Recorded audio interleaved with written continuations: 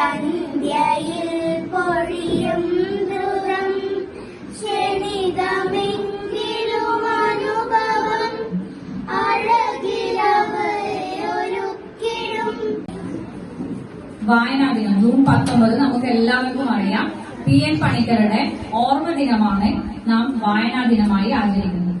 ഇന്ന് നമ്മൾ രാവിലെ നടത്തിയ അസംബ്ലിയിൽ ചില കുട്ടികൾ വായനാ ദിനവുമായി ബന്ധപ്പെട്ട പ്രഭാഷണങ്ങളൊക്കെ നടത്തിയിട്ടുണ്ട്. വളരെ മികച്ച രീതിയിൽ അവതരിപ്പിച്ചിട്ടുണ്ട്.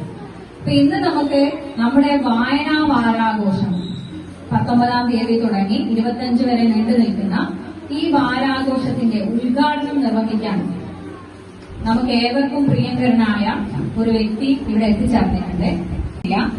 കാരണം ഇവിടെ ഇരിക്കുന്ന ഓരോരുത്തരും പ്രധാനമായും നമ്മൾ ക്ഷണിച്ച അഷ്റഫ് സാറിന് ഒരുപാട് കാര്യങ്ങൾ നിങ്ങളോട് സംസാരിക്കാനുണ്ടാവും. അതുകൊണ്ട് തന്നെ എന്തിനാണ് നമ്മുടെ ക്ലാസ് മുറികളിൽ നിന്ന് വന്ന് ഈ ഹാളിൽ ഇരുന്ന് ഇത്തരത്തിലുള്ള വിവിധങ്ങളായ പരിപാടികൾ സംഘടിപ്പിക്കുന്നത്? പാഠപുസ്തകത്തിന് അപ്പുറത്ത് നിന്നും നമുക്ക് പലതും അറിയാനുണ്ട്. പാഠപുസ്തകത്തിനും സ്കൂൾ കെട്ടിടത്തിനും പുറത്ത് ഒരു വലിയ ലോകമുണ്ട്. ആ ലോകത്തെക്കുറിച്ച് അറിയാനും ആ ലോകത്തെ വായിക്കാനും പ്രകൃതിയെ വായിക്കാനും ഒക്കെയാണ് നാം ഇത്തരം പരിപാടികൾ നടത്തുന്നത്. അതുകൊണ്ട് തന്നെ അവ ഏറ്റവും നല്ല രീതിയിൽ പ്രയോജനപ്പെടുത്താൻ നമ്മൾ ഓരോരുത്തരും ശ്രദ്ധിക്കണം. വായനാവാരത്തെക്കുറിച്ചും വായനാ ദിനത്തിന്റെ പ്രത്യേകതയെക്കുറിച്ചും കൃത്യമായി നിങ്ങളോട് സംസാരിക്കുവാൻ അതിന് കെൽപ്പുള്ള പ്രതിഭയായ അഷ്റഫ് സാർ ഇവിടെയുണ്ട്. അതുകൊണ്ട് ഞാൻ അതിലേക്ക് കടക്കുന്നില്ല. മറിച്ച് ഒന്ന് മാത്രം ഞാൻ നിങ്ങളോട് പറയാൻ ഉദ്ദേശിക്കുന്ന ഈ സന്ദർഭത്തിൽ, നിങ്ങൾ ആദ്യമായി വായിച്ചത് പുസ്തകങ്ങളല്ല. നിങ്ങൾ ആദ്യമായി വായിച്ചത് എന്താണ്? നിങ്ങളുടെ ചുറ്റുപാടുമുള്ള പ്രകൃതിയെയാണ്. അല്ലേ? ഒരു കറുത്ത പക്ഷിയെ കാ കാ എന്ന് പറയുന്ന ഒരു കറുത്ത പക്ഷിയെ കണ്ടപ്പോൾ നിങ്ങൾ മനസ്സിലാക്കി പതുക്കെ അതിന്റെ പേരെന്താണ്? കാക്ക എന്നാണ്. അല്ലെ? മ്യാവൂ മ്യാവൂ എന്ന് കരഞ്ഞു നടക്കുന്ന ഒരു കൊച്ചു ജീവിയെ കണ്ടപ്പോൾ നിങ്ങൾ പതുക്കെ പതുക്കെ മനസ്സിലാക്കി എന്താണ് അതിന്റെ പേര്?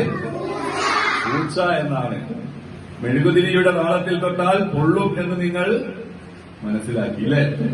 നിങ്ങൾ ഭാഷ പറയാൻ പഠിച്ചു, പക്ഷെ നിങ്ങൾ വായിക്കാൻ പഠിച്ചത് എവിടെയെത്തിയപ്പോഴാണ്? സ്കൂളിലെത്തിയപ്പോഴാണ് നിങ്ങൾ വായിക്കാൻ പഠിക്കുന്നത്. അക്ഷരങ്ങളും വാക്കുകളും വാക്യങ്ങളും, പിന്നീട് നിങ്ങൾ കഥകളും. കേരളത്തിലെ ഗ്രാമങ്ങൾ മുഴുവൻ സഞ്ചരിച്ച് ഗ്രന്ഥശാലകൾ പണിത് മലയാളികളെ വായനയിലേക്ക് നയിച്ച PN പണിക്കരുടെ ദീപ്തസ്മരണ തുളുമ്പുന്ന വായനാ ദിനത്തോടനുബന്ധിച്ച് മാഹി പാറക്കൽ ഗവൺമെന്റ് LP സ്കൂളിൽ വായനാവാരം ആചരിച്ചു. സ്കൂൾ പ്രധാനാധ്യാപകൻ B ബാലപ്രദീപിന്റെ അധ്യക്ഷതയിൽ നാടകകൃത്തും പ്രഭാഷകനും അധ്യാപക അവാർഡ് ജേതാവുമായ ACH അഷ്റഫ് മാസ്റ്റർ പരിപാടി ഉദ്ഘാടനം ചെയ്തു. അമൃത പുരുഷോത്തമൻ ആദര സമർപ്പണം നടത്തി. സ്കൂൾ PTA പ്രസിഡന്റ് ബൈജു പൂഴിയിൽ സംസാരിച്ചു. തുടർന്ന് വിദ്യാർത്ഥികളുടെ വായനാവതരണവും നടന്നു. അധ്യാപികമാരായ P മേഘ്ന സ്വാഗതവും അണിമ പവിത്രൻ നന്ദിയും പറഞ്ഞു. ഈ മാസം 25-ന് വായനാവാരം സമാപിക്കും.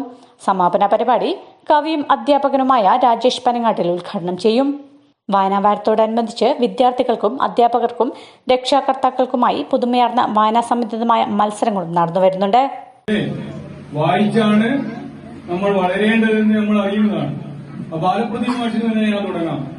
നമ്മൾ ആദ്യം വായിക്കുന്നത് പ്രകൃതിയെയാണ്. അല്ലേ? നമ്മൾ ആദ്യം വായിക്കുന്നത് പ്രകൃതിയെയാണ്, ഭൂമിയെയാണ്.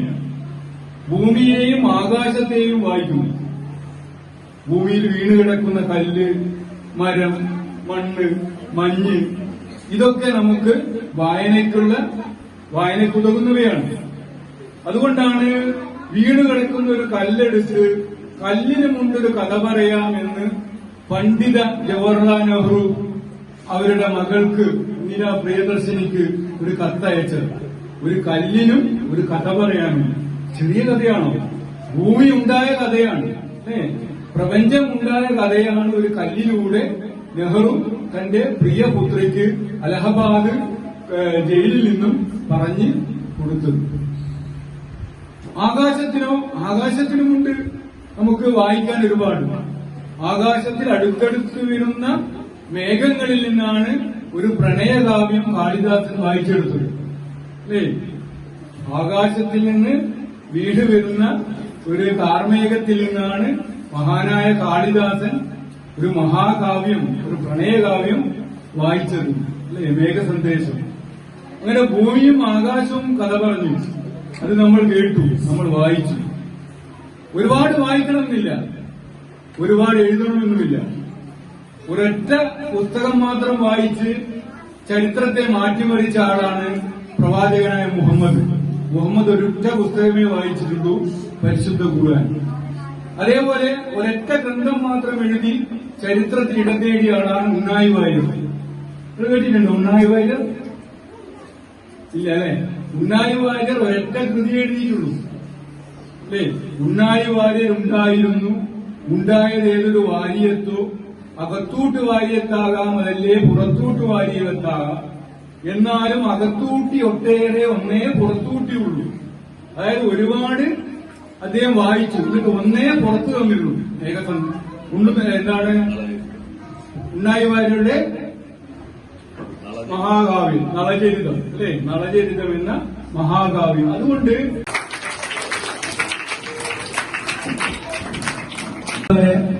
ഇന്നത്തെ ഈ ദിനത്തിൽ എനിക്ക് നിങ്ങളടുത്ത് പറയാനുള്ളത്, ഒരു നല്ല പുസ്തകം 100 സുഹൃത്തുക്കൾക്ക് സമമാണ്. അതുപോലെ തന്നെ നമ്മുടെ ഇവിടുത്തെ ലൈബ്രറി, ന്യൂസ് പേപ്പർ, ഇതൊക്കെ നമ്മുടെ വിദ്യാലയത്തിലെ കുട്ടികൾ വായിക്കേണ്ടതാണ്.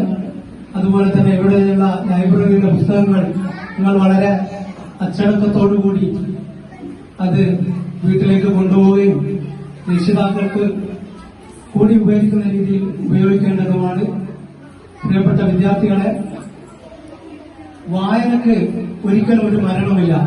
വായന എന്ന് പറയുന്നത്